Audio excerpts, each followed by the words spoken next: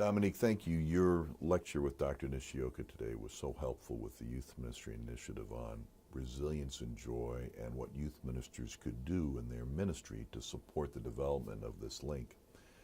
But I'll bet youth ministers are going to be asking, give me an example. Give me an example of what our church, what our community of faith, what our youth group can do to develop the practice or practices that support resilience. Indeed.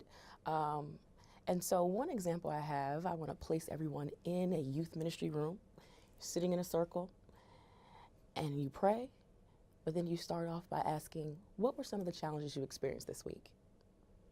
Different people chime in. And then you ask, has anybody else ever experienced this before?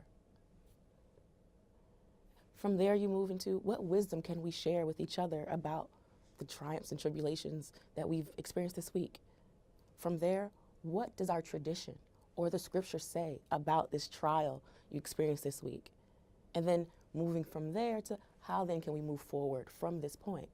What that exercise does is allow us to be intentional about being a community that first hears pain, that shares pain, and then shares that I've survived it. And so being an example of resilience and showing someone else, you're not there by yourself. I've survived this, or someone else is going through that with you as well.